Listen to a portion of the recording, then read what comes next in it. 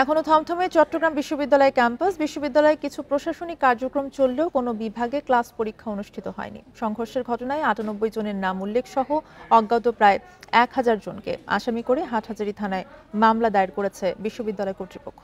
এদিকে ভিসি ও প্রক্টোরিয়াল বডির পদত্যাগের দাবিতে বিক্ষোভ করেছে বেশ কিছু ছাত্র সংগঠন। চট্টগ্রাম বিশ্ববিদ্যালয়ের বিভিন্ন বিভাগের শূন্য ক্লাসরুমগুলো জানান দিচ্ছে সার্বিক পরিস্থিতির। পরীক্ষা সংক্রান্ত জরুরি কাজে কেউ কেউ আসলেও সেই সংখ্যা খুবই হাতে গোনা। আর সকাল থেকে ক্যাম্পাসে টহল জোরদার করেছে সেনাবাহিনী। থার্ড ইয়ার উত্তীর্ণ যে পরীক্ষা তার আপনার ফর্ম ফিল আপ চলতেছে, মানে এটা সম্পূর্ণ প্রশাসনিক প্রয়োজনে আমরা আমাদের ক্যাম্পাসে আসা।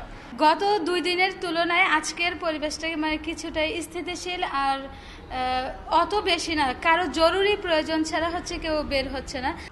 এদিকে স্থানীয়দের সাথে রক্তক্ষয়ী এই সংঘাতের পেছনে নানা ষড়যন্ত্র আছে বলে মনে করছে বিভিন্ন ছাত্র সংগঠনগুলো।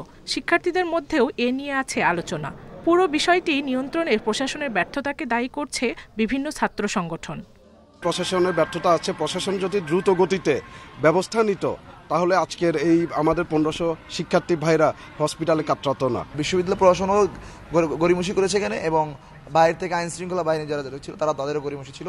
তারা যদি যথাসময় আসতে পারতো, বিশ্ববিদ্যালয় প্রশাসন যদি যথাসময় এখানে হ্যান্ডেল করতে পারতো, তাহলে এই ঘটনাটা এত দূর গড়াতো না বলে আমরা মনে করি। স্থানীয়দের সাথে নানা স্তরে আলোচনার পাশাপাশি পরিস্থিতি নিয়ন্ত্রণে প্রশাসনের সঙ্গে কাজ করছে কর্তৃপক্ষ। যারা এই খুনের সাথে সম্পৃক্ত তাদের বিরুদ্ধে আইনানুগ ব্যবস্থা নেওয়ার জন্য আমরা প্রশাসনকে যথেষ্ট চাপ দেওয়া হচ্ছে। ছাত্রছাত্রী যারা আহত হয়েছে তাদের ব্যাপারে বিশ্ববিদ্যালয় প্রশাসনের পক্ষ থেকে সার্বিক সহযোগিতা করা হচ্ছে। গত শনিবার রাতে জোবরা গ্রামবাসী ও বিশ্ববিদ্যালয়ের শিক্ষার্থীদের সংঘর্ষে উপাচার্য সহ আহত হয় প্রায় ২৫০ জন। ব্যাপক ভাঙচুরে ক্ষতিগ্রস্ত অন্তত অর্ধশত ঘরবাড়ি সহ নানা স্থাপনা। Independent news.